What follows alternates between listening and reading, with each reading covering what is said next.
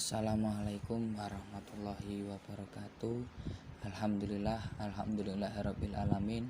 Wassalatu wassalamu ala asrafil anbiya'i wal mursalin wa ala alihi washabihi ajmain amma ba'du. Saya Rahmat Widodo dari Prodi Pendidikan Agama Islam semester 2. Di sini saya akan menjelaskan Maharatul Mufradat. Dalam konteks pembelajaran Maharatul Lughah, salah satu metode pembelajaran Maharatul Lughah ialah Maharatul Mufradat.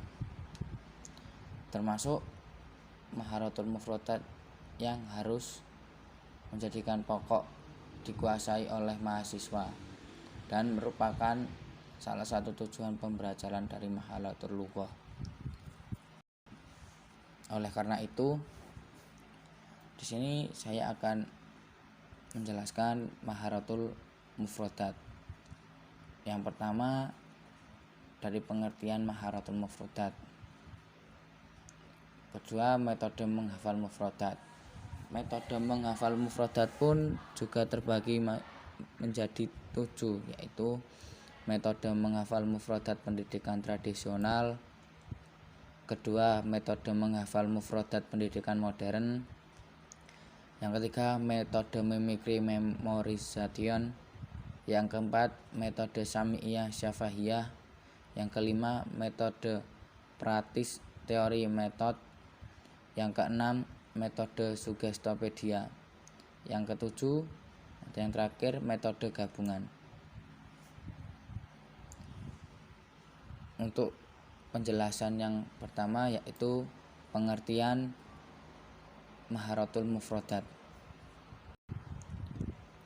Pengertian mufradat secara singkat yaitu diambil dari dua kalimat bahasa Arab,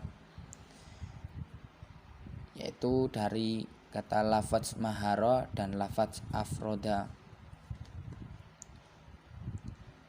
Jadi maharah mufradat itu adalah kemahiran dalam hafalan kosakata bahasa Arab. Membahas yang metode satu terlebih dahulu, yaitu metode menghafal mufradat pendidikan tradisional. Metode menghafal mufradat pendidikan tradisional pun masih terbagi menjadi 3, yaitu badongan, lalaran, sorogan. Apa itu badongan? Metode badongan adalah metode yang mana guru memaknai kitab, membaca kitab, sedangkan murid mendengarkan dan menuliskan makna yang guru sampaikan di kitab kosongan. Oke, jadi ketika di kelas guru menjelaskan suatu materi, kemudian para peserta didik atau siswa itu mendengarkan dan menulis apa yang disampaikan. Metode lalaran adalah sebuah metode di mana murid-murid membaca kitab secara bersama-sama dengan irama yang telah ditentukan. Jadi seorang ustadz atau pembimbing yang di depan itu memberikan perintah untuk murid harus membaca dengan bersama-sama dan menggunakan irama-irama yang telah ditentukan. Untuk yang ketiga, metode sorogan. Metode ini merupakan metode membaca kitab kosongan di hadapan guru, sedangkan guru berperan sebagai penyimak dan pengoreksi bacaan murid. Jadi siswa itu hafalan satu persatu di hadapan guru atau pembimbingnya. Nah, penggunaan sorogan ini terbilang sangat ampuh karena sebelum membaca di hadapan guru, murid akan berusaha melatih bacaannya dengan benar.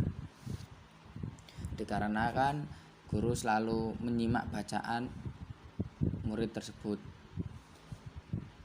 Selain itu, guru juga memiliki andil yang sangat besar karena saat sorogan guru terkadang akan menanyai murid tentang ilmu atau bacaan dan materi yang dibaca. Masuk materi yang Selanjutnya yaitu metode kedua, yaitu metode menghafal mufradat pendidikan modern. Di metode ini ialah guru melafalkan kosakata sebanyak 2-3 kali, yang mana diikuti para murid. Lalu kosakata tersebut ditulis di papan tulis. Selanjutnya guru bertanya pada murid apakah ada yang tahu maknanya atau tidak. Bila murid tahu dan memakai bahasa Indonesia, maka guru tersebut menyampaikan dengan bahasa Arab atau bahasa Inggris yang sesuai dengan makna dari kosakata yang ditulis tadi. Saat murid-murid sudah mengerti, untuk pengecekan dan pemahaman murid, guru tersebut menyuruh salah satu siswa atau lebih untuk meletakkan kosakata tersebut dalam sebuah kalimat, yang dimana membuat kalimat yang di dalamnya ada kosakata tersebut. Contoh dalam penerapan metode ini yang bisa bertujuan juga dengan pembenaran kosakata yang diucapkan oleh siswa. Contoh, guru menuliskan kosakata dan melafalkan 2-3 kali. Misal kitabun artinya kitab. Lalu murid juga ikut mengulangi kosakata tersebut sampai benar-benar paham dan mengetahui makna dari kosakata tersebut. Lanjut metode yang ketiga, yaitu metode mimicry memorization. Ialah istilah mim atau mem berasal dari singkatan mimicry yang berarti meniru, dan memorization yang bermakna menghafal. Teknis dari metode ini adalah pendidikan mengajarkan pada murid dengan cara memberikan demonstrasi, latihan gramatika, struktur kalimat, teknik pengucapan, dan penggunaan kosakata. Sama seperti tadi, guru melafalkan 2-3 kalimat, lalu peserta didik atau murid pun menirukan apa yang dilafalkan oleh guru tersebut. Jadi guru berkata, maka murid menirukan apa yang diucap guru sampai para murid hafal. Lanjut yang keempat, yaitu metode Sami'iyah Syafahiyah. Metode ini berfokus pada pelafalan kata atau pengulangan yang disebut juga dengan drill, di mana berkali-kali secara intensif. Pengulangan atau drill inilah yang menjadi dasar dari metode ini. Metode ini juga memiliki tujuan, yaitu lebih pada penguasaan keterampilan mendengar dan berbicara.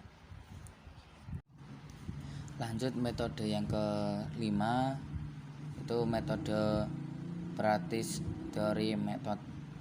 Metode ini juga sama dengan metode sebelumnya, yang dimana metode ini mengajak anak untuk belajar praktis dan teori.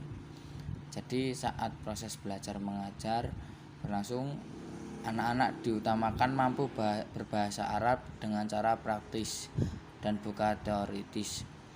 Lanjut metode yang keenam, yaitu metode Suggestopedia.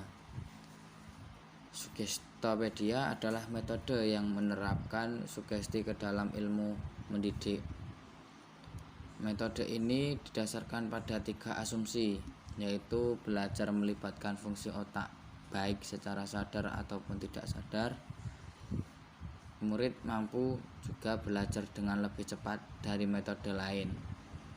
Kegiatan belajar dapat terhambat oleh beberapa faktor, yakni norma umum yang berlaku di masyarakat. Yang kedua, suasana terlalu kaku. Yang ketiga, potensi belajar yang kurang diberdayakan oleh guru. Jadi di metode Suggestopedia ini bertujuan agar murid mampu bercakap-cakap dalam bahasa Arab tingkat tinggi. Dalam metode ini, butir-butir bahasa Arab dan terjemahnya disajikan dalam bahasa berbentuk dialog.